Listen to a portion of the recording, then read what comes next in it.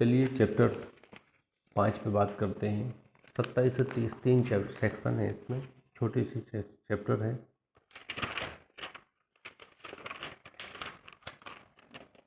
बड़ी सी चैप्टर है। देखिए, बाल कल्याण समिति राज्य सरकार राजपत्र में अधिसूचना द्वारा प्रत्येक जिले के लिए इस अधिनियम के अधीन देख रेख और संरक्षण के लिए जरूरतमंद बालक, अंडरलाइन कर लीजिए, राज्य सरकार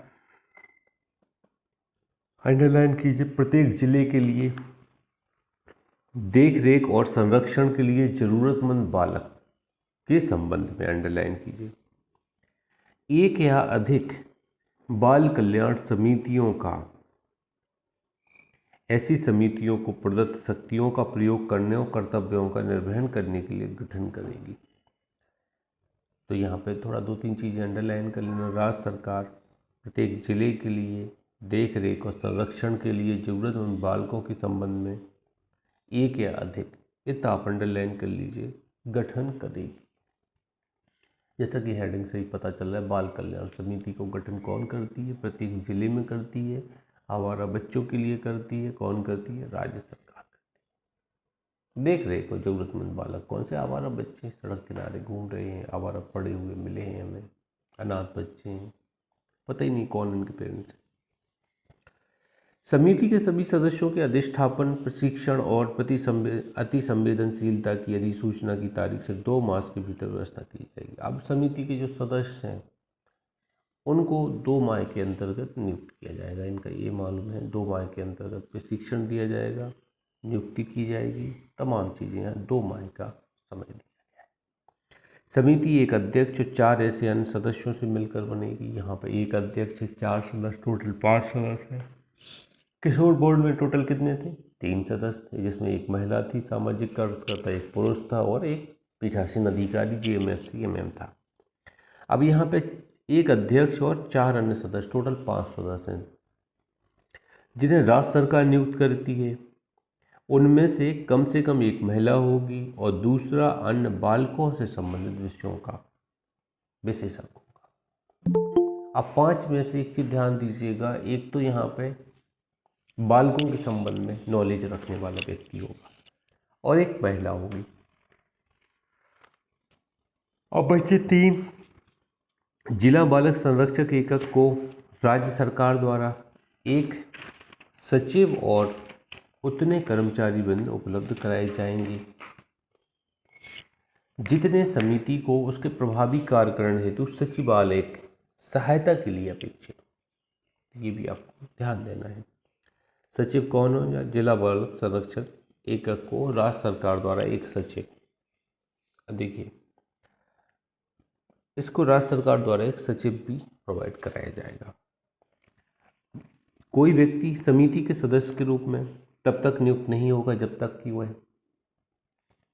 अंडरलाइन कीजिए, पहला नंबर डालिए बाल मनोविज्ञान, दूसरा मनोविज्ञान मनोरोग विज्ञान, तीसरा विधि, चौथा सामाजिक कार्य, 5वां सामाजिक विज्ञान, 6वां मानव स्वास्थ्य, 7वां शिक्षा, 8वां मानव विकास, 9वां दिव्यांगजन बालकों के लिए विशेष शिक्षा में डिग्री धारण नहीं करता हो। अंडरलाइन करना, विशेष शिक्षा में डिग्री धारण ना करता हो। जैसे हम लोग हैं, हम लोग किस क्षेत्र में विशेष डिग्री धारण करते हैं? लॉ में करते हैं। हम लोग इसके सदस्य बन सकते हैं। और जब तक ऐसा व्यक्ति बालकों से संबंधित स्वास्थ्य, शिक्षा, कल्याण संबंधी कार्यकलापों में 7 वर्ष से सक्रिय रूप से अंतर्वलित ना हो, 7 साल का अनुभव होना चाहिए। कहने का तात्पर्य 7 साल से आप वकालत कर रहे हो, 7 साल से आप एजुकेशन डिपार्टमेंट में, मानव विकास डिपार्टमेंट में या डिसेबल पर्सनों से जुड़े हुए संगठनों में हैं, आप काम कर रहे हैं, कोई संस्थान है और जहाँ पे आप विशेष डिग्रीधारी हैं। वही चीज़ें फिर से लिखी हैं, बाल मनोविज्ञान, मनोरोग विधि, सामाजिक कार्य, सामाजिक विज्ञान, सामाजिक स्वास्थ्य, शिक्षा, मानव विकास आदि। दिव्यांगजनों के लिए विशेष शिक्षा में डिग्री के साथ व्यवसायरत व्यक्ति। तो ये भी आपको यहाँ पे थोड़ा ध्यान देना है। चौथा, कोई व्यक्ति समिति के सदस्य के रूप में चयन के लिए पात्र नहीं होगा। तो ये देखिए, चयन के लिए पात्र नहीं होगा, तो ये एक हिसाब से निगेटिव सेंस में लिखा है इसको, इसमें होना चाहिए कि पात्र होगा इस तरह का। देखिए, या ये अयोग्यताएं निर्धारित करता है, तो इसको अपन पढ़ते हैं, समझते हैं, अयोग्यताएं हैं कि निर्योग्यताएं हैं। देखिए, उसका मानव अधिकारों या बालक अधिकारों के अतिक्रमण का भूतपूर्व रिकॉर्ड है, ये निर्योग्यताएं बताता है। ये कह रहे पहले से अपराधी रह चुका है, मानव अधिकारों का उल्लंघन किया है, और बालक अधिकारों का अतिक्रमण किया है। तो इस पे आप 4A पे आप निर्योग्यताएं वर्ड लिख लीजिए। ये अयोग्यताएं बताती है कि अगर इस तरह का व्यक्ति है तो उसको हम सदस्य नहीं बनाएंगे। दूसरा, ऐसे अपराध के लिए जिसमें नैतिक अधमता अंतर्वलित दोषित किया गया है और ऐसी दोष सिद्धि को उल्टा नहीं गया है और ऐसे अपराध के संबंध में पूर्ण माफी कर नहीं दी गई। तो ये आप देखिएगा, नैतिक अधमता, नैतिक अपराध होते हैं, उसके लिए दोष सिद्ध है। तीसरा, भारत सरकार या राज्य सरकार है तो भारत सरकार या राज्य सरकार के स्वामित्वाधीन या उस द्वारा नियंत्रित किसी उपक्रम या अथवा निगम की सेवा से हटाया गया, पदच्युत किया गया है। अब देखिए, किसी कॉरपोरेट संस्था से जुड़ा हुआ, स्टेट गवर्नमेंट या सेंट्रल गवर्नमेंट के अधीन, सेवा से हटा दिया गया है, सस्पेंड कर दिया गया है। चौथा, बालक दुरुपयोग या बालक श्रम के नियोजन या अनैतिक कृत्य या मानव अधिकारों के किसी अन्य अतिक्रमण, अनैतिक कृत्यों में कभी लिप्त रहा है। अब देखिए, किसी तरह का बच्चों को मजदूरी पे लगाता है, पहले लगाता था मजदूरी पे, अब सुधर गया है, पैसा आ गया है, ऐसे व्यक्ति को नहीं लगाएंगे। कैसे? उसकी मेंटलिटी बदलना बहुत कठिन होगा। ऐसे व्यक्ति को नहीं लगाएंगे जो बाल मजदूरी कराता रहा है। आगे बढ़ते हैं। जिले में बाल देखरेख संस्था के प्रबंध का भाग है। अब बाल देखरेख संस्था के प्रबंध का भाग है, प्रबंधन का भाग है, कोई मैनेजमेंट से संबंध है, कर्मचारी है, मान लीजिए बालक देखरेख संस्था का कर्मचारी है, ये आप यहाँ पे ध्यान दीजिएगा। कोई कर्मचारी है बालक देखरेख संस्था का, तो उसको नहीं रखेंगे अपन। कैसे? वो ऑलरेडी उस संस्था से जुड़ा हुआ है, उसको अपन यहाँ पे सदस्य के तौर पर नहीं बनाएंगे।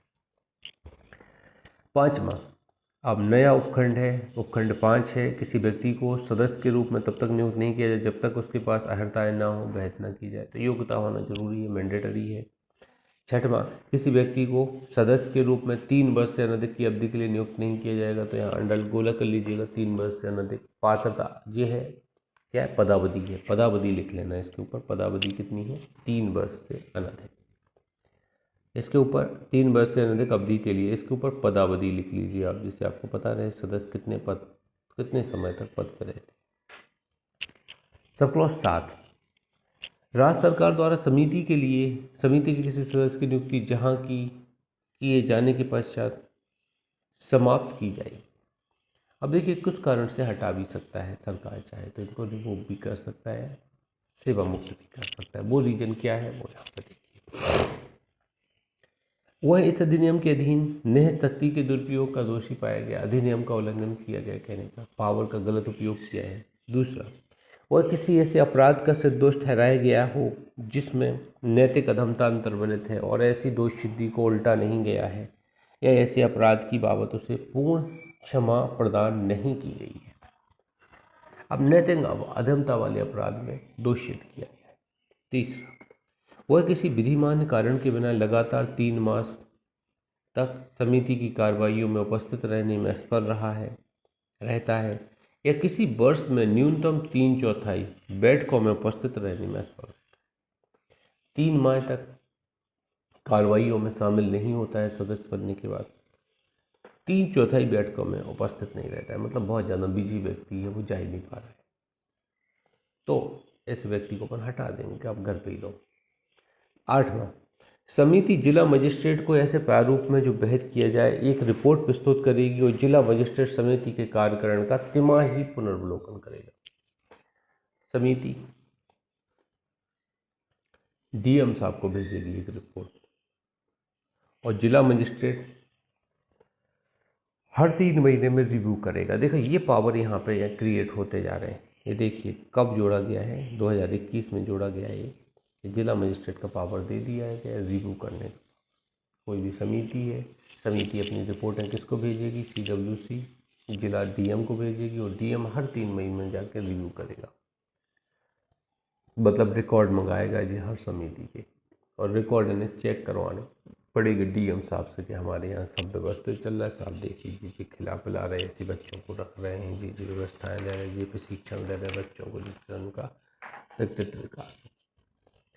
समिति न्यायपीठ के रूप में कार्य करेगी, ये कह रहे हैं एक बेंच के तौर पर कार्य करेगी।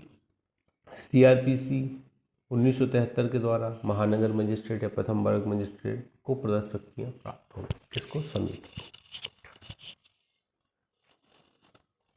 अब जो चेयरमैन होगा उसको महानगर मजिस्ट्रेट या प्रथम वर्ग मजिस्ट्रेट के तौर पर ही रखा जाएगा, वही शक्तियाँ इसको प्राप्त होंगी जो इनको पावर होती है। जिला मजिस्ट्रेट समिति, जिला मजिस्ट्रेट 10 नंबर का, समिति के कार्यकारण से उद्भूत किसी शिकायत को सुनने के लिए शिकायत निवारण प्राधिकारी होगा। अब जिला मजिस्ट्रेट को समिति के कार्यकारण से उद्भूत शिकायत को सुनने के लिए जिला शिकायत निवारण अधिकारी होगा। मतलब समिति कोई गलत काम करती है, समिति के विरुद्ध शिकायत सुन सकता है कौन? DM। आगे देखिए, और प्रभावित बालक या बालक से संबंधित कोई व्यक्ति जिला मजिस्ट्रेट के समक्ष शिकायत फाइल कर सकता है। अब जो भी व्यक्ति प्रभावित होगा कि समिति हमारे लिए कोई ऐसी व्यवस्था नहीं कर रही, वो DM साहब को शिकायत कर देगा। जो समिति की कार्रवाई का संज्ञान लेगा और पक्षकारों को सुनवाई का अवसर दिए जाने में समुचित आदेश पारित करेगा। देखिए DM के पावर यहाँ पे हैं। DM क्या करेगा? समिति के विरुद्ध कार्रवाई करने के लिए ऑथराइज होगा। अगर कोई दुखी है समिति के कार्यों से तो वो अपील यहाँ पे आवेदन कर सकता है, अपील कर सकता है, और DM साहब यहाँ पे निर्धारित करेंगे। अगली धारा है 28, समिति के संबंध में प्रक्रिया। समिति 1 माह में कम से कम 20 बैठकें करेगी। इसको आप अंडरलाइन गोला कर दीजिए। समिति 1 माह में, गोला कीजिए, 1 माह में कम से कम 20 बैठकें करेगी। तो इसको IMP लगा दीजिएगा। यहाँ पे पूछा जाएगा कि समिति 1 माह में कितनी बैठकें करती है? 20 बैठकें कम से कम। अपनी बैठकों में कारोबार के संव्यवहार की बाबत ऐसे नियमों और प्रक्रियाओं का अनुपालन करेगी जो विहित किया जाए। अब कुछ नियम होंगे, कुछ प्रक्रियाएं होंगी जिनका इनको अनुपालन करना पड़ेगा जो विहित किया जाए। समिति द्वारा किसी विद्यमान बाल देखरेख संस्था का उसके कार्यकरण की जांच पड़ताल करने और बालकों की भलाई के लिए किया गया दौरा समिति की बैठक के रूप में माना जाएगा। अभी भी आप ध्यान दीजिए, दौरा करते तो ये माना जाएगा बैठक की है उसकी। आगे बढ़ते हैं। तीसरा, देखरेख और संरक्षण की जरूरतमंद बालक को बाल गृह में उपयुक्त व्यक्ति के पास रखे जाने के लिए जब समिति सत्र में न हो, समिति के वरिष्ठ सदस्य के सामने पेश किया जाएगा। जो उपस्थित सदस्य हैं, समिति के नियुक्त सदस्य हैं, उनके समक्ष ऐसे बालक को प्रस्तुत किया जाता है। अनाथ टाइप का बालक होता है, वो निर्धारित करते हैं इसको बाल गृह में या उपयुक्त व्यक्ति के पास भेजा जाए। किसी विनिश्चय के समय समिति के सदस्यों के बीच राय की किसी भिन्नता की दशा में बहुमत की राय अभिभावी होगी, किंतु जहां ऐसा बहुमत नहीं है वहां अध्यक्ष की राय अभिभावी होगी। हमने कहा ना, बेंच के तौर पर कार्य करती है। अब बेंच में क्या होता है? बहुमत होता है। मान लीजिए 3 जज बैठ रहे हैं, तो 3 जज में से 2 लोग जहाँ बोल देंगे, 1 जज और 2 पक्षकार बैठ रहे हैं, तो 2 लोग जिस साइड बोल देंगे उस साइड निर्णय हो जाएगा, और एक जिस पे विरोध में होगा तो वो उसके विरोध में ही रहेगा। जिस साइड बहुमत ज़्यादा होगा निर्णय उधर माना जाएगा। अगर बहुमत नहीं है, मान लीजिए 4 लोग सुन रहे हैं, बहुमत चाहिए, तो अपन क्या है, 5वें व्यक्ति पीठासीन को भेजेंगे, वो बहुमत बताएगा, वो जिस साइड बोल देगा उस साइड निर्णय होगा। 5वां, उपधारा 1 के उपबंधों के अधीन रहते हुए समिति के किसी सदस्य के अनुपस्थित रहते हुए भी कार्रवाई कर सकेगी। कोई सदस्य अगर एब्सेंट है तो भी कार्रवाई करेगी, समिति से कोई प्रभाव नहीं पड़ेगा।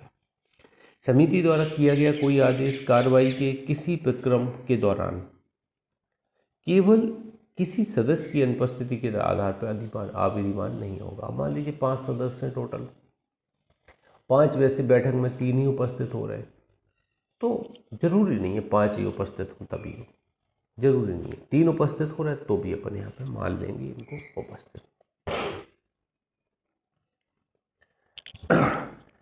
परंतु मामले के अंतिम निपटान के समय कम से कम 3 सदस्य उपस्थित होंगे। इसको IMP कर लीजिएगा। परंतु मामले के अंतिम निपटान के समय कम से कम 3 सदस्य को रखिए। अंतिम फाइनल जजमेंट देना है तो कम से कम 3 सदस्य प्रेजेंट होना चाहिए।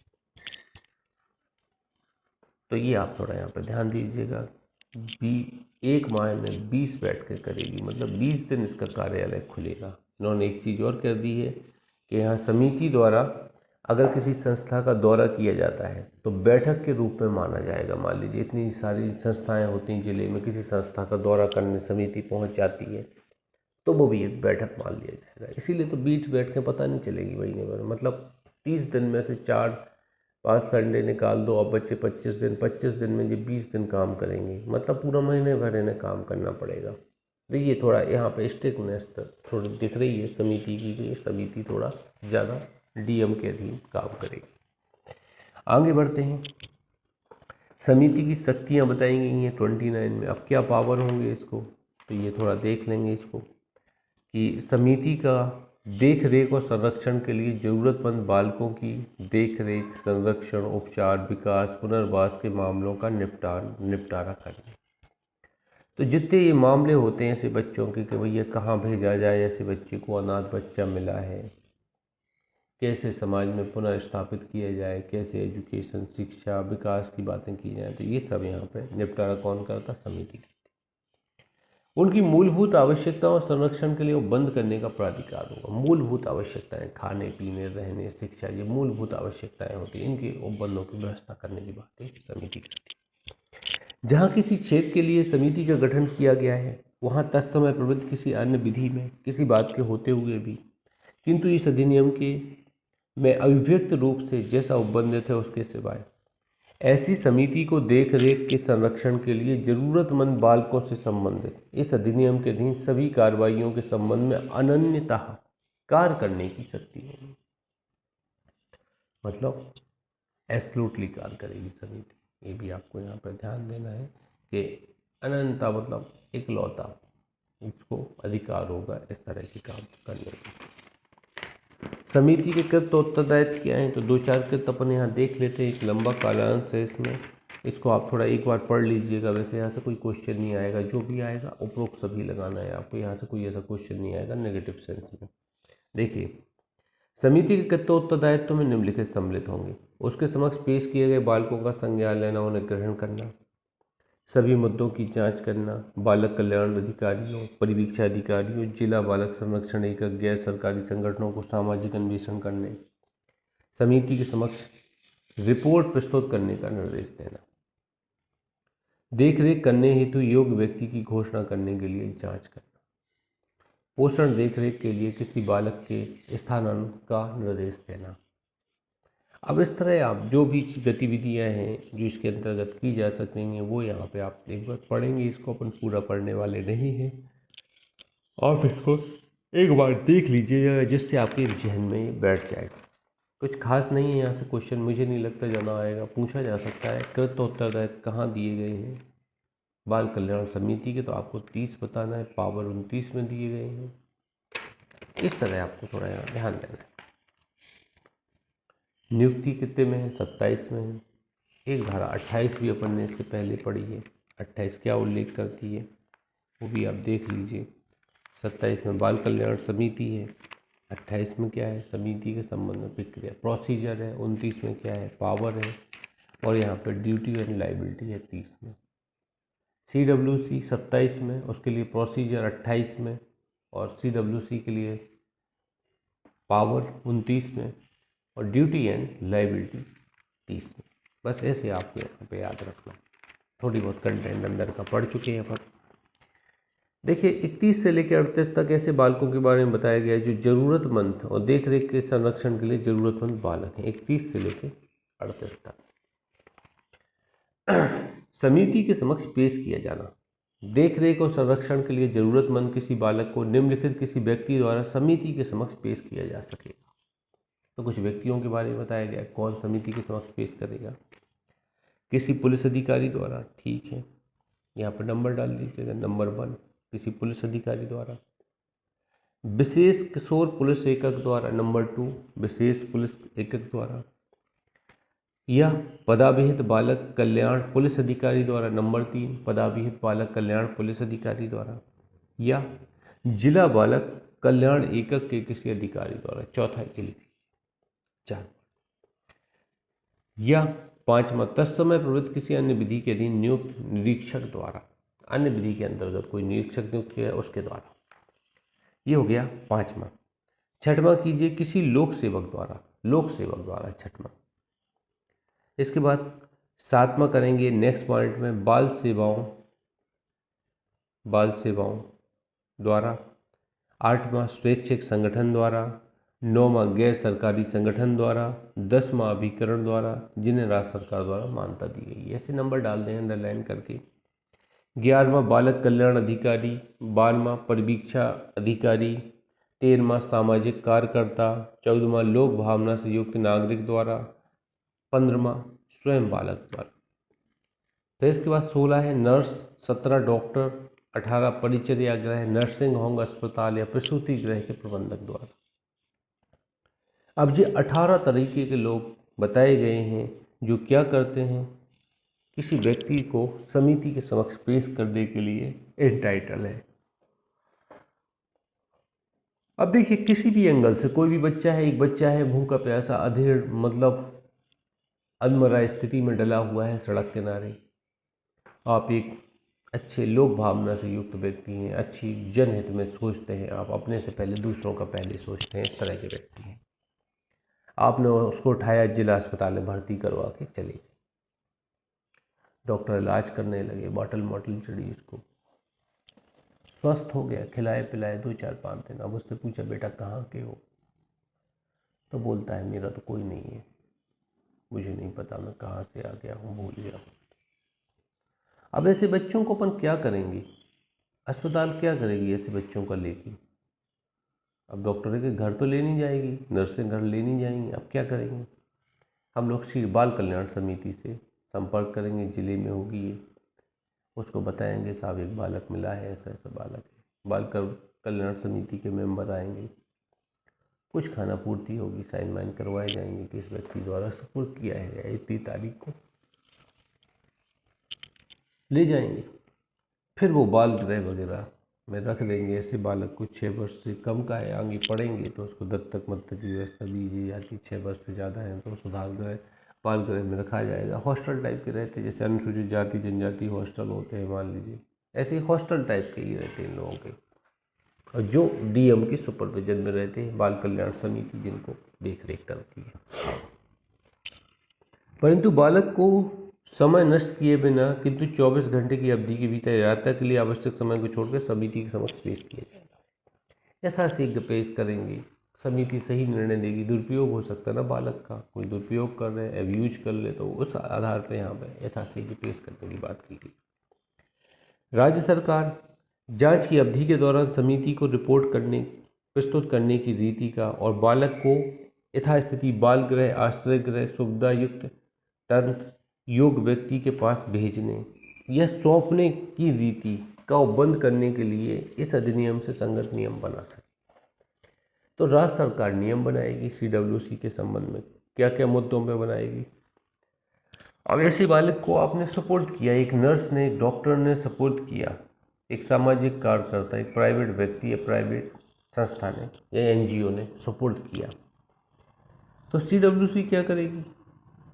अंडरलाइन बाल गृह सब क्रोधों के अंदर, आश्रय गृह, सुविधा युक्त उपयुक्त तंत्र और योग्य व्यक्ति, इन 4 में से किसी एक जगह उनको प्रतिस्थापित कर देगी ऐसे व्यक्तियों बच्चों को जिससे उनकी केयर की जा सके।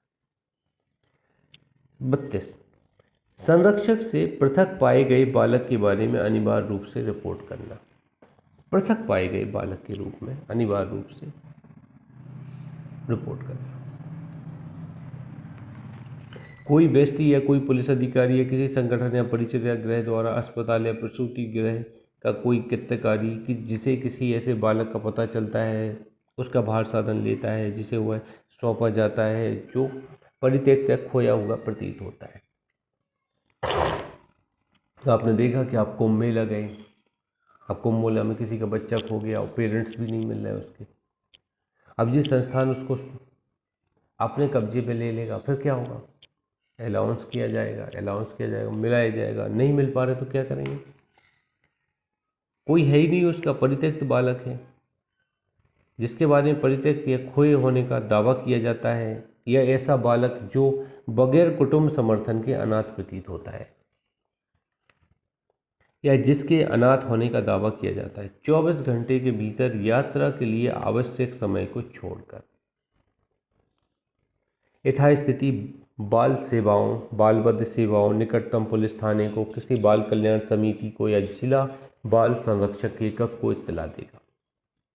बालक को इस अधिनियम के अधीन रजिस्ट्री के बाल देखरेख संस्था को सौंपेगा। अब रजिस्ट्रीकृत होना चाहिए, मतलब मान्यता प्राप्त होना चाहिए सरकार द्वारा, ऐसी संस्था को सौंपा जाएगा बालक। ऐसा को नहीं दे दिया जाएगा जिसका कोई औचित्य नहीं है, जो रजिस्टर्ड नहीं है। कि अपन ऐसे व्यक्ति को देंगे जो रजिस्टर्ड संस्था चला रहा है, तो उसमें क्या है, पूरा रिकॉर्ड रखा जाएगा, डे बाय डे चेकिंग होगी। और प्राइवेट व्यक्ति को नहीं देंगे जो रजिस्टर्ड नहीं है, ये आपको ध्यान रखना। उपधारा 1 में निर्धारित बालक से संबंधित सूचना यथास्थिति समिति या जिला बालक संरक्षक एकक या बालक देखरेख संस्था द्वारा इस संबंध में केंद्रीय सरकार द्वारा यथावत पोर्टल पर अपलोड की जाएगी। अब जो भी बच्चे ऐसे अधिग्रहण किए जाएंगे उनको सौंपा जाएगा, तो उनके संबंध में जानकारी, फोटो, किस तरह का नाम है, कलर कैसा है, हाइट कितनी है, कैसा लगता है, क्या नाम बता रहा है, पिता का नाम क्या बता रहा है, माता का नाम, कुछ जानकारियाँ होती हैं। कैसे आधार कार्ड तो होगा नहीं उसके पास, हम खुद जानते हैं, यही सब जानकारियाँ होंगी। ये अपलोड करेंगे अपन पोर्टल पर, जैसे गुमशुदा बच्चों की जानकारी चलती है ऐसे पोर्टल पर अपलोड कर देंगे। 33 रिपोर्ट न करने का अपराध, धारा 32 के अधीन यथा अपेक्षित किसी बालक के संबंध में कोई सूचना इस धारा में वर्णित अवधि के भीतर नहीं दी जाती है तो ऐसे कृत्य को अपराध के रूप में माना जाएगा। अब देखिए, इस तरह का बच्चा मिलता है तो आपको सूचित करना है, नहीं करते सूचित तो आप क्या होंगे? अपराध के लिए लायबल होंगे। 34 रिपोर्ट न करने के लिए शास्ति, कोई व्यक्ति जिसने 33 के अधीन कोई अपराध किया है वह ऐसे अपराध कारावास से जिसकी अवधि 6 मास से कम नहीं होगी, मतलब 6 मास तक हो सकेगी, या 10,000 रुपये की जुर्माने से दोनों से दंडित किया जाएगा। तो देखिए, 32 में रिपोर्ट करते हैं और 33 में आपको रिपोर्ट करना चाहिए। ऑथराइज व्यक्ति हैं इतने सारे, इनमें से कोई रिपोर्ट नहीं करता, सूचित नहीं करता, तो अपराध बताया गया है। और 34 में ऐसे अपराध के लिए दंड की बात की गई, 6 माह तक या 10,000 तक, या दोनों से दंडित किया जाएगा। बालकों का अभ्यर्पण, कोई माता पिता या संरक्षक जो ऐसे शारीरिक, भावनात्मक, सामाजिक कारणों से जो उसके निवारण से परे हैं बालक का अभ्यर्पण करना चाहता है, बालक को समिति के समक्ष पेश करेगा। सरेंडर करना चाहता बालक को, तो बालक को क्या करेगा? समिति के समक्ष प्रस्तुत करेगा, समिति के समक्ष प्रस्तुत करेगा बालक को। यदि जांच और परामर्श की बृहद प्रक्रिया के पश्चात समिति का समाधान हो जाता है तो यथास्थिति माता पिता या संरक्षक द्वारा समिति के समक्ष अभ्यर्पण विलेख निष्पादित किया जाएगा, सरेंडर विलेख निष्पादित किया जाएगा। आपने बच्चे को प्रस्तुत कर दिया, फिर सरेंडर विलेख आपसे मांगा जाएगा। ऐसे माता पिता या संरक्षक को जिसने बालक का अभ्यर्पण किया है, बालक के अभ्यर्पण संबंधी अपने विनिश्चय का पुनः विचार करने के लिए 2 मास के समय दिया जाएगा। और यदि अंतरिम अवधि में समिति सम्यक जांच के पश्चात या तो बालक को माता पिता या संरक्षक के पर्यवेक्षण के अधीन अनुज्ञात करेगी, या यदि वह 6 वर्ष से कम आयु का या की है तो वह बालक को किसी विशेषज्ञ दत्तक गर्भीकरण को रखेगी, और यदि वह 6 वर्ष से अधिक आयु का या की है तो बाल गृह में रखेगी। अब यहाँ देखिए, 2 चीज़ें आपको यहाँ पे कंफर्म करना है। देखिए, अध्यर्पण किया जा सकता है सरेंडर, आपको लग रहा है शारीरिक, भावनात्मक, सामाजिक कारणों से बच्चे को नहीं रख सकते हैं। ऐसे कारण क्या हो सकता है? देखिए, बिन ब्याहे बाप, बिन ब्याही माँ, कोई बच्चा है इस तरह का है, डिसेबल बर्स बच्चा है, नहीं रख सकते। तो ऐसे बच्चों को अपन समिति को सरेंडर करते हैं और 6 वर्ष से कम के हैं तो उनकी दत्तक की व्यवस्था करवाती है समिति, और 6 वर्ष से ज़्यादा के हैं तो उन्हें बाल गृह में रखा जाता है। ये आपको यहाँ पर ध्यान देना है। जाँच 36 जाँच। धारा 31 के अधीन बालक को पेश किए जाने पर या रिपोर्ट की प्राप्ति पर समिति ऐसे रीति में जांच करेगी। कौन करेगा? CWC को ही पावर है जांच करने का। जो भेद की जाए वो समिति अपनी स्वयं की या धारा 31 की उपधारा 2 में यथा वर्णित किसी व्यक्ति या अभिकरण से प्राप्त रिपोर्ट पर बालक को बाल गृह या आश्रय गृह या सुविधा उपयुक्त तंत्र या योग्य व्यक्ति के पास भेजने के लिए और किसी सामाजिक कार्यकर्ता या बालक कल्याण अधिकारी या बालक कल्याण पुलिस अधिकारी द्वारा शीघ्र सामाजिक अन्वेषण करने के लिए आदेश पारित कर सकेगी। तो ये भी आप ध्यान दीजिएगा, इस तरह के आदेश दे सकेगी कि अन्वेषण करो भैया, तो 2-4 लोग हैं जो अन्वेषण करने के एंथराइज हो।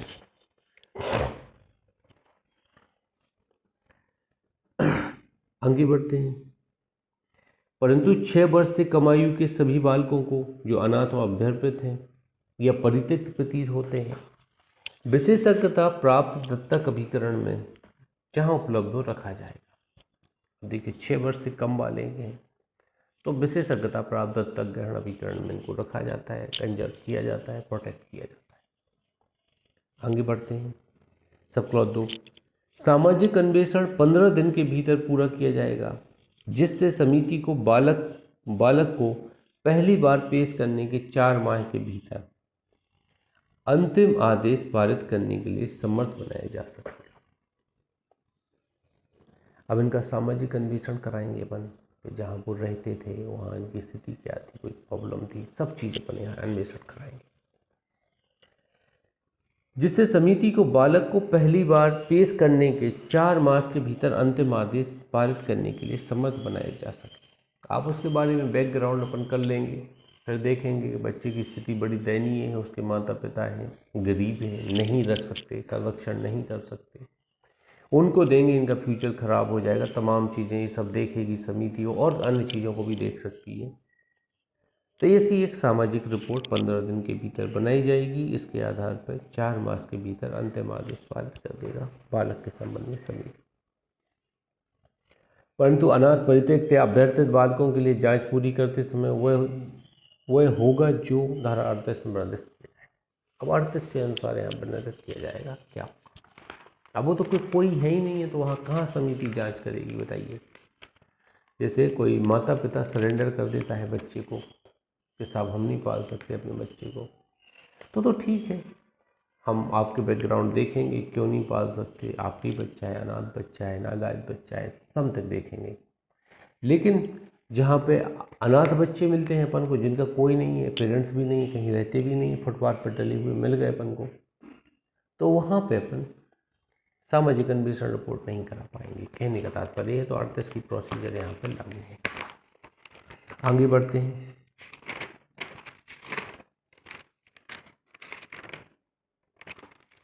देखिए, जांच पूरी हो जाने के पश्चात यदि समिति की यह राय है कि उक्त बालक का कोई कुटुंब या उसको कोई दृश्यमान सहारा नहीं है या उसे देख रेख की संरक्षण की लगातार आवश्यकता है, ये 3 रीजन यहाँ पे आ रहे हैं, तो वह तब तक बालक को यदि 6 वर्ष से कम आयु का है तो विशेषज्ञ दत्तक अभिकरण में और बालक गृह में उपयुक्त सुविधा तंत्र के योग्य व्यक्ति पोषण कुटुंब के पास भेज सकेगा। देखिए इन सबको अंडरलाइन कर दीजिएगा, कहाँ कहाँ भेजते 6 वर्ष से कम आयु के बालक को।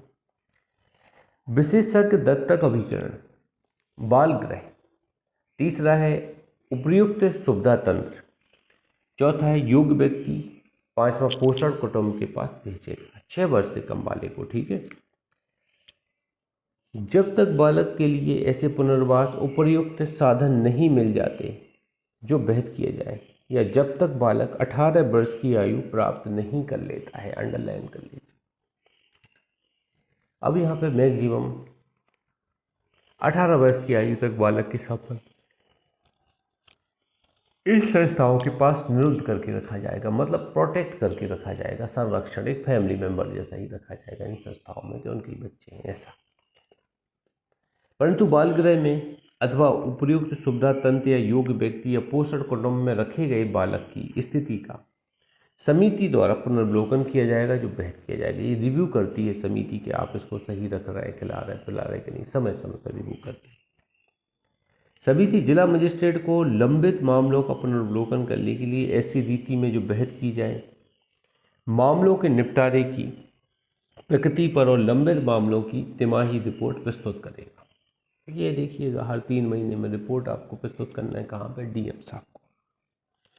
जिला मजिस्ट्रेट उपधारा 4 के अधीन पुनर्वलोकन करने के पश्चात समिति को लंबित मामलों को दूर करने के लिए आवश्यक उपचारात्मक उपाय यदि आवश्यक हो करने का निर्देश देगा। अब इसको लग रहा है रिव्यू करने के बाद कुछ सुधार किया जाना चाहिए, तो वो सुधार करवा सकता है और ऐसे पुनर्वलोकन की रिपोर्ट राज्य सरकार को भेजेगा, जो अतिरिक्त समितियों का गठन यदि अपेक्षित हो करवा सके।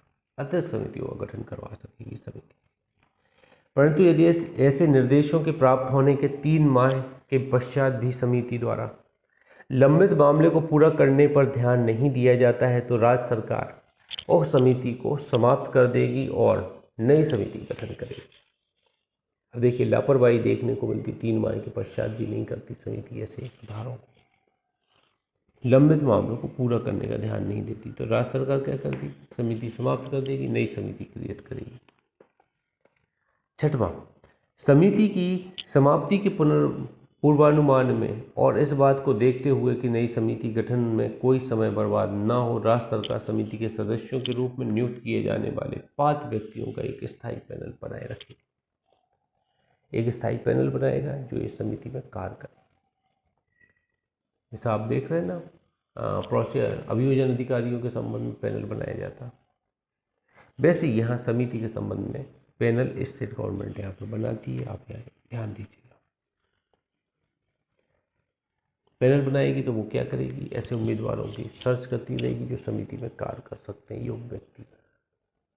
तो उस पैनल में उनके नाम रहेंगे और जब समिति का एक भंग की जाएगी तो उसी पैनल से उठा के 5 मेंबर रख दिए जाएंगे, नई समिति क्रिएट कर दी जाएगी। उपधारा 7, उपधारा 5 के अधीन नई समिति के गठन में हुए किसी विलंब की दशा में पास के जिले की बालक कल्याण समिति अंतरिम कालावधि के लिए उत्तरदायित्व ग्रहण करेगी। अंतरिम कालावधि के लिए क्या करेगी, उत्तरदायित्व ग्रहण करेगी। ये भी आपको यहाँ पर ध्यान देना है। आगे बढ़ते हैं, 37 पे आ जाते हैं, देख रेख और संरक्षण के जरूरतमंद बालक के बारे में पारित आदेश। अब क्या क्या आदेश आप पारित कर सकते हैं, तो कॉमन सेंस है कि अपन उनको संस्थाओं में भेजेंगे जहाँ उनकी उचित देख रेख हो, तो वही चीज़ें यहाँ लिखी हुई हैं, तो वो पढ़ते हैं, आप थोड़ा समझिए, बस ध्यान से सुनिए। कैसे यहाँ पे मैं आपको बता दूँ, पूरे क्वेश्चन नहीं आना है। अगर आपने पूरी धारा ध्यान से सुनी, तो अगर आपकी हेडिंग भी दिमाग में रह गई, तो उसके अंदर क्या चीज़ें हैं वो अपन रिकॉल कर सकते हैं सोच के, हाँ सर ने कुछ ऐसा पढ़ाया था, इसके अंदर क्वेश्चन आपका सही हो जाएगा। और इसके क्वेश्चन आइडेंटिफाई करना है कि क्या क्वेश्चन बनेंगे, तो हमें क्या करना है, पढ़ने के बाद ऑब्जेक्टिव जरूर लगाना है। अपने राहुल मिश्रा सर तो चैप्टर वाइज ऑब्जेक्टिव दे रहे हैं, तो जितने भी ऑब्जेक्टिव हों, 100-150 ऑब्जेक्टिव जितने भी हो, आपको सारे लगाना है। इसके एक साथ बैठिए, आप कंटिन्यू पूरे ऑब्जेक्टिव लगाइए, भले ही आपने आगे ना पढ़ा हो, पढ़ा इतना ही हो जितना मैंने पढ़ा दिया, कुछ फर्क नहीं पड़ता। उससे होगा क्या, आपकी एबिलिटी बढ़ेगी कि क्या क्वेश्चन बन सकते हैं और क्या पूछे जा सकते हैं, एबिलिटी बढ़ेगी आपकी। और जब धारा पढ़ेंगे तो दिमाग ऑटोमेटिक काम करेगा, भाई यहाँ तो पूछा जाएगा कि 3 महीने में कौन रिव्यू करेगा, डीएम रिव्यू करेगा। अनाथ बच्चों के बारे में कौन संगठन विचार करता है, CWC। अपराध बच्चों के बारे में जुवेनाइल जस्टिस बोर्ड। तो ऐसे करके आप थोड़ा थोड़ा एक दिमाग लगाएंगे आप, तो ऑटोमेटिकली ये आपको रिकॉल होने लगेंगे, एग्जाम में सही हो जाएंगे। थोड़े बहुत टेक्निकल धाराएं, बाकी सब सिर्फ थॉटिकल हैं। प्रोसीजर दी है कि ये करेंगे वो करेंगे। प्रोसीजर क्या है कि मान लीजिए हम कोई रेसिपी बना रहे हैं, अब रेसिपी बनाते समय जो चीज़ें उसमें डाल रहे हैं, प्रोसीजर ही तो है, वही चीज़ तो यहाँ बताया गया है। आगे बढ़ते हैं, सेक्शन 37, देखरेख और संरक्षण के लिए जरूरतमंद बालक के बारे में पारित आदेश।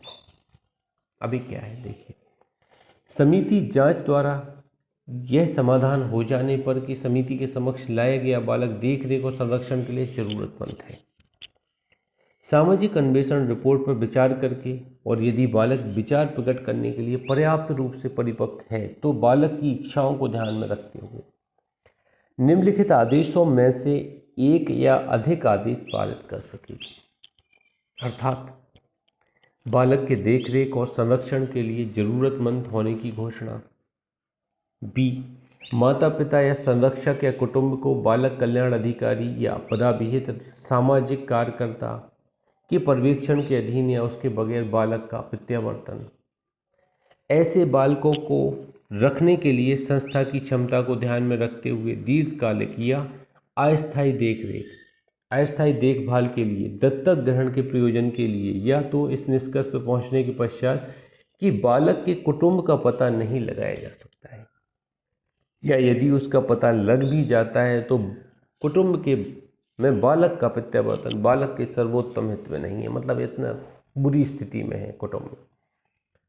बालक गृह, उपयुक्त सुविधा तंत्र या विशेषज्ञ दत्तक ग्रहण अभिकरण व बालक का स्थानांतरण भेजा जाएगा। स्थानांतरण मतलब स्थानांतरण।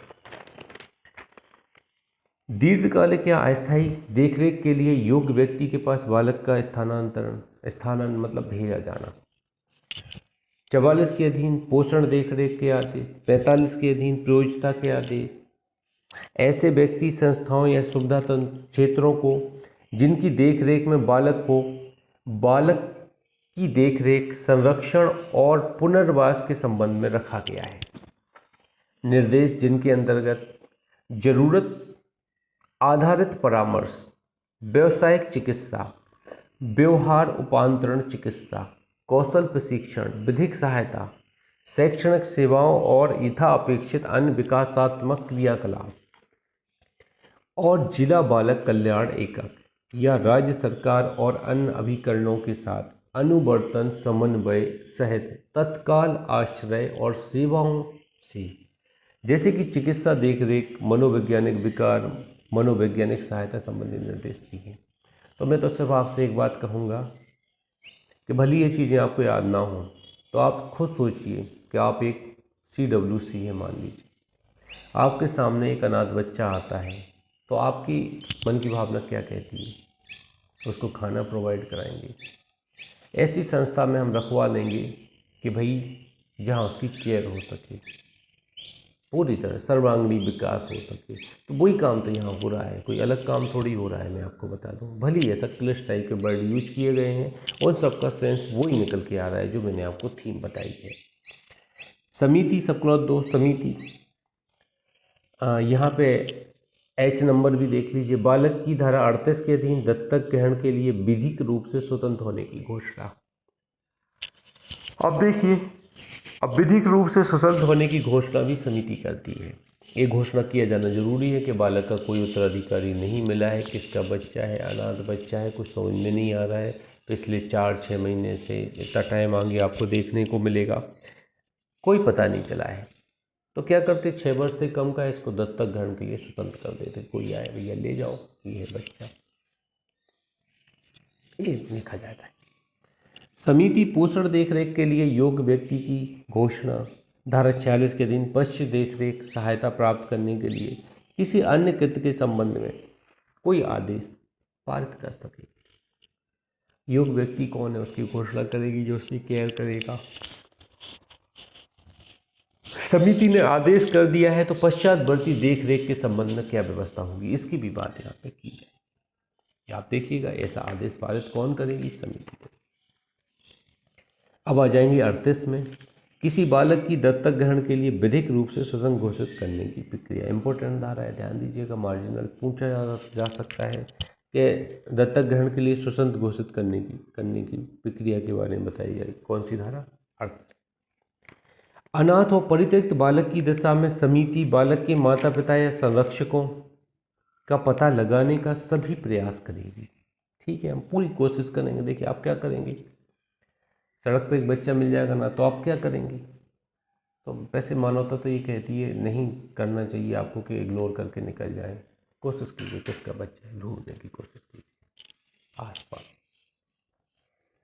बोलिए भैया ये बच्चा किसका है, आसपास के लोगों से पूछिए, नहीं हो तो किसी संस्था के पास भेजिए या पुलिस थाने छोड़ के आइए। अनाथ और परित्यक्त बालक की दशा में समिति बालक के माता पिता या संरक्षकों का पता लगाने का सभी प्रयास करेगी, मालूम करेगी माता पिता कौन है, गार्जियन कौन है। और ऐसी जांच पूरी होने पर यदि वह स्थापित हो जाता है कि बालक या तो अनाथ है या जिसकी देखभाल करने वाला कोई नहीं है या परित्यक्त है, तो समिति बालक को दत्तक ग्रहण के लिए विधिक रूप से स्वतंत्र घोषित करेगी।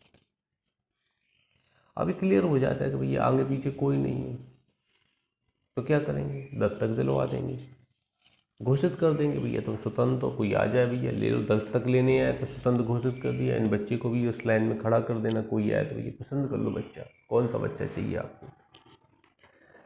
परंतु ऐसी घोषणा ऐसे बालकों के लिए जो 2 वर्ष तक की आयु तक के हैं, बालक के पेश किए जाने की तारीख से 2 मास की अवधि के भीतर ऐसे बालकों के लिए जो 2 वर्ष से अधिक आयु के हैं 4 मास के भीतर की जाएगी। अब ये देखो, ये टेक्निकल है। ये कह रहे अंडर 2 ईयर्स है, बच्चे की आयु कितनी है, अंडर 2 ईयर है, तो सब कुछ जानबीन आप कर लीजिए, 2 महीने में पूरी इंक्वायरी कर लीजिए कि बालक के कोई माता पिता हैं तो उनको सुपुर्द कर दीजिए, नहीं है तो क्या करना है, स्वतंत्र घोषित करना है 2 महीने के अंदर। जितना ज़्यादा टाइम करेंगे, जितना कम उम्र का बच्चा होगा उतने जल्दी अडॉप्ट होता है, ऐसा रहता है। एज ज़्यादा होती जाती है बच्चों का एडप्टेशन कम होता जाता है, कम बच्चे अडॉप्ट जल्दी कर लेते जिनको पता ही नहीं है माता पिता कौन है, दुनियादारी कौन है, ऐसे बच्चे को जल्दी ले लेते लोग। कैसे जब उनके फैमिली में जाएंगे तो वो शुरू से ही माँ बाप ही मान के चलेंगे और उनका भी लगाव बहुत हो जाता है। अब बड़े बच्चे को गोद ले लो, अब बड़ा बच्चा नालायक निकले तो कब आपको गुस्सा ही आ जाए कि चलो मैं तो पहले ही जानता था जुआड़ी कबाड़ी होगा, ये गलत लड़के को पाल लिया, आप भगाने लगे। तो ये चीज़ें थोड़ा यहाँ पे 2 वर्ष से कम का है तो 2 माह के भीतर स्वतंत्र कर देंगे घोषित, और 2 वर्ष से अधिक है तो 4 माह के भीतर स्वतंत्र घोषित करेगी समिति। स्वतंत्र घोषित करने की ज़रूरत क्या है, जिससे क्लियर हो उस लिस्ट में नाम डाला जाए इस बच्चे का कि भैया इसको गोद देना है अगर कोई गोद लेने आ जाए। परंतु यह और कि इस बारे में तत्समय प्रवृत्त किसी अन्य विधि में अंतर्विष्ट किसी बात के होते हुए भी इस अधिनियम के अधीन किसी परित्यक्त या अभ्यर्पित बालक के संबंध में, परित्यक्त या अभ्यर्पित बालक के संबंध में जांच की प्रक्रिया में किसी जैविक माता पिता के विरुद्ध कोई प्रथम इत्तला रिपोर्ट रजिस्टर नहीं की जाएगी, FIR दर्ज नहीं की जाएगी माता पिता की।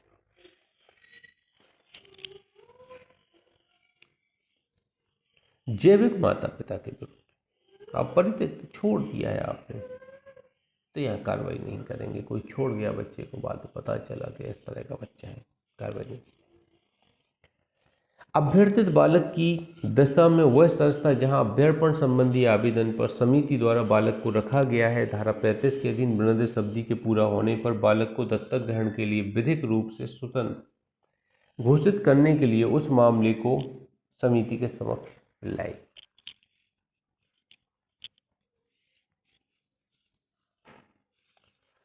जहां पे बालक को रखा गया है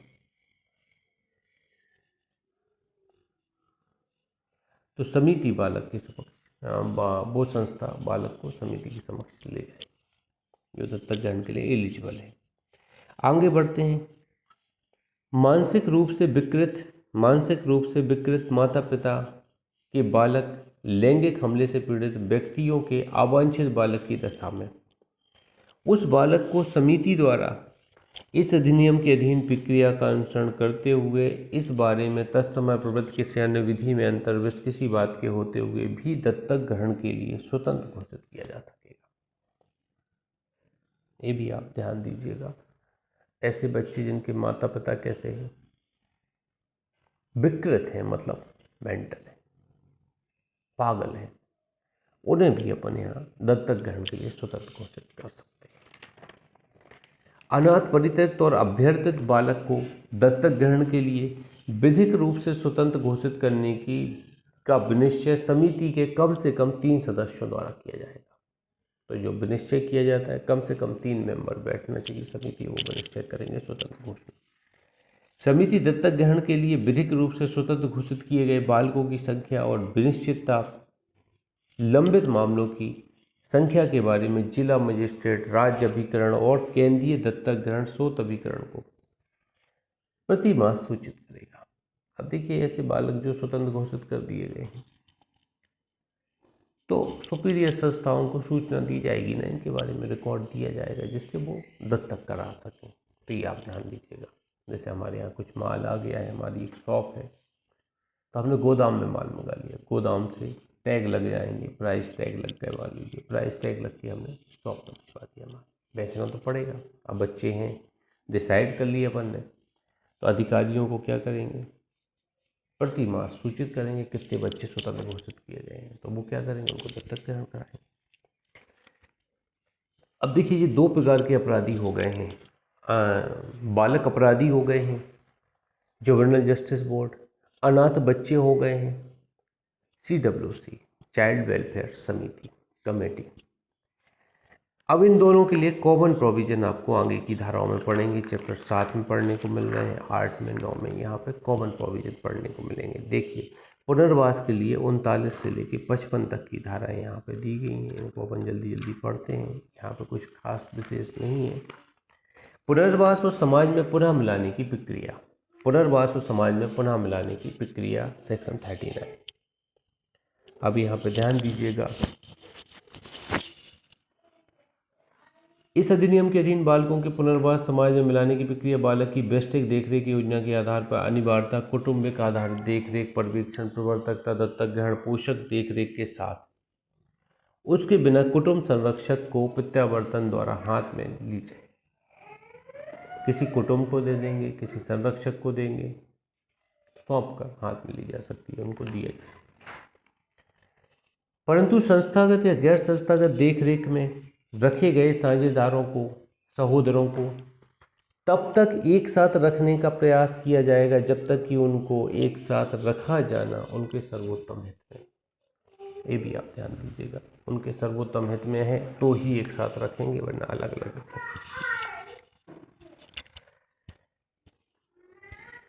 सब क्लॉज 2, विधि का उल्लंघन करने वाले बालकों के लिए, विधि का उल्लंघन करने वाले ऐसे बालक जो किसी कारण से कुटुंब के साथ नहीं रखे गए हैं, इस अधिनियम के अधीन ऐसे बालकों के लिए रजिस्ट्री के किसी संस्था में या किसी योग्य व्यक्ति के साथ उपयुक्त सुविधा तंत्र में अस्थायी या दीर्घकालिक आधार पर रखे जा सकेंगे, और जहां कहीं बालक को इस प्रकार रखा जाता है वहां पुनर्वास और समाज में मिलाने की प्रक्रिया का जिम्मा लिया जाए।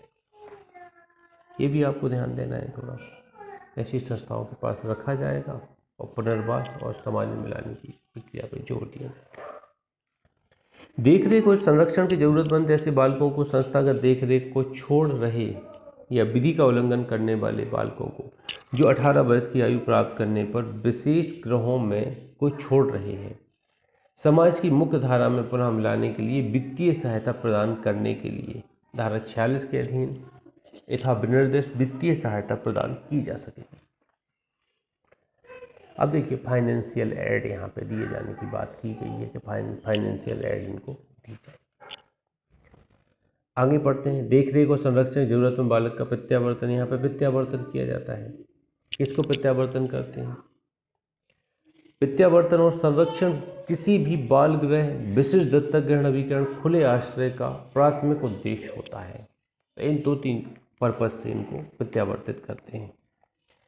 बाल गृह, विशिष्ट दत्तक ग्रहण, अभिकरण, खुला आश्रय ऐसे उपाय करेगा जो कौटुंबिक वातावरण में वंचित बालक को, जहां ऐसा बालक अस्थायी रूप से अस्थायी रूप से उसकी देखरेख और संरक्षण में प्रत्यावर्तन और संरक्षण के लिए आवश्यक समझे जाए। तो आप यहाँ पे थोड़ा ध्यान दीजिएगा, बालक को प्रत्यावर्तित किया जाता है सेक्शन 40 के अंदर। इसका सब क्लॉज 4 थोड़ा आपको ध्यान देना है। समिति राज्य सरकार और जिला मजिस्ट्रेट को ऐसी रीति में जो बेहद की जाए प्रत्यावर्तन, मृत्यु और भाग जाने के संबंध में तिमाही रिपोर्ट प्रस्तुत करेगी। अब देखिए इन संस्थाओं में बच्चों को रखा जाता है, मर गए कोई बच्चे, किसी को सुपुर्द कर दिया, प्रत्यावर्तन मतलब क्या होता है, वापस लौटा दिया माता पिता को, इन्होंने अभ्यर्पण किया, हमने प्रत्यावर्तन, हमने आपको वापस लौटा दिया बच्चे को, या भाग जाते हैं, संस्थाओं से भाग जाते हैं बालक, तो तिमाही रिपोर्ट प्रस्तुत करेगी। किसको करेगी, राज्य सरकार को और डीएम साहब को, इन 2 लोगों को तिमाही रिपोर्ट प्रस्तुत करेगी समिति। अब देखिए 41 पे आ जाइए, बाल देख रेख संस्थाओं का रजिस्ट्रीकरण। अब रजिस्ट्रीकरण कहाँ होता है, कौन करता है, इसको भी आप थोड़ा यहाँ पे देखिए। थोड़ा इम्पोर्टेंट धारा है, पढ़ने लायक धारा है, अपन को पढ़ना पड़ेगा। तत्समय प्रवृत्त किसी अन्य विधि में अंतर्वश किसी बात के होते हुए भी सभी ऐसी संस्थाओं को चाहे वे राज्य सरकार द्वारा चलाई जा रही हों या स्वैच्छिक अथवा गैर सरकारी संगठनों द्वारा चलाई जा रही हों, जो पूर्णतः या भागता देख रेख और संरक्षण के जरूरतमंद बालकों या विधि का उल्लंघन करने वाले बालकों को रखने के लिए आश्रित हैं, इस बात का ध्यान दिए बिना कि वे केंद्रीय सरकार या राज्य सरकार से अनुदान प्राप्त कर रही हैं, किसी तरह का ग्रांट प्राप्त कर रही हैं या नहीं, ऐसी रीति में जो बेहद की जाए रजिस्टर किया जाएगा। अब ऐसी संस्थाओं को रजिस्टर कराया जाएगा। रजिस्ट्रीकरण मैंडेटरी है इनके लिए, बिना रजिस्ट्रेशन के कोई संस्था नहीं चलेगी, आपको ध्यान देना है। यहाँ पे बताया गया है 2000 एक्ट के अधीन, तो ये आप परंतु छोड़ दीजिएगा। सब क्लॉज 2, इस धारा के अधीन रजिस्ट्रीकरण के समय राज्य सरकार संस्था की क्षमता और प्रयोजन को जिला मजिस्ट्रेट की सिफारिशों पर विचार करने के पश्चात अवधारित और अभिनिश्चित करेगी तथा संस्था को यथास्थिति उस किसी आश्रय गृह, बाल गृह, खुला आश्रय, विशिष्ट दत्तक ग्रहण, अभिकरण, संप्रेक्षण गृह या विशेष गृह सुरक्षित स्थान के रूप में रजिस्ट्रेट करेगी। तो इन सब चीज़ों के लिए देखिए रजिस्ट्रेशन करेगी। जिला मजिस्ट्रेट की सिफारिश पे ये सब रजिस्ट्रेशन किए जाते हैं। आगे बढ़ेंगे। देखरेख और संरक्षण के जरूरतमंद बालकों या विधि का उल्लंघन करने वाले बालकों को रखने वाली किसी विद्यमान या नई संस्था से उपधारा 1 के अधीन रजिस्ट्रीकरण का आवेदन प्राप्त होने पर राज्य सरकार ऐसी संस्था को इस अधिनियम के क्षेत्राधीन लाने के लिए आवेदन प्राप्ति की तारीख से 1 मास के भीतर अधिकतम 6 मास की अवधि के लिए अनंतम रजिस्ट्रीकरण मंजूर कर सकेगी। ऐसे गृह की क्षमता निर्धारित कर सकेगी जिसे रजिस्ट्रीकरण प्रमाण पत्र में वर्णित किया जाएगा। अब देखिए यहाँ पे अस्थायी रजिस्ट्रीकरण की बात की गई है।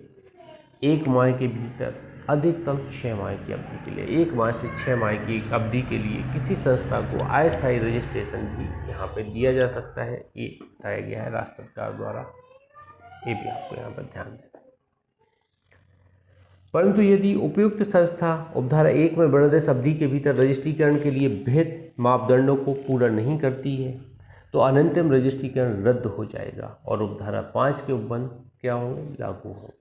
उपधारा 5 के उपबंध यहाँ पर लागू हो जाए। 5 क्या है, आगे पढ़ेंगे। चौथा, इस पर इम्पोर्टेंट लगाइएगा सब क्लॉज 4 पे।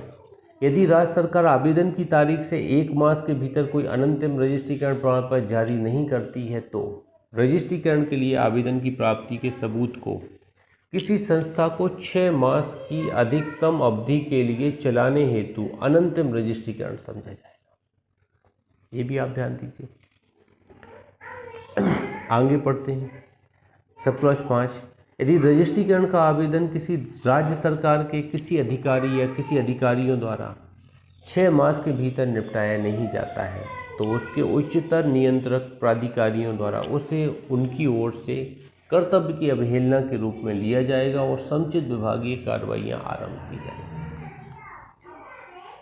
विभागीय कार्रवाइयाँ की जाएंगी अगर 6 माह के भीतर निपटाया नहीं जाता है, इसको किसी भी रजिस्ट्रीकरण का आवेदन 6 माह के भीतर नहीं निपटाया जाता तो अन्य विभागीय कार्रवाइयाँ की जाएंगी, समुचित विभागीय कार्रवाइयाँ की जाएंगी।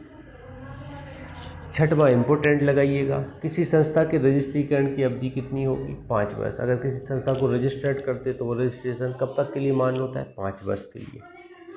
उनका प्रत्येक 5 वर्ष में नवीकरण किया जाएगा, रिन्यूअल कराना पड़ेगा आपको हर 5 वर्ष के बाद।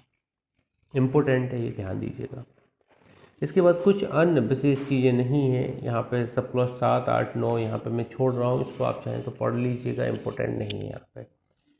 बस इतना आपको ध्यान देना है कि जितनी भी संस्थाएं काम कर रही हैं बालकों के संबंध में उन्हें रजिस्ट्रेशन कराना है और रजिस्ट्रेशन कराने के बाद क्या करना है, वो संस्थाएं 5 वर्ष तक अनवरत कार्य करेंगी और 5 वर्ष खत्म होने के पहले ही आपको रिन्यूअल कराना है अगले 5 साल के लिए।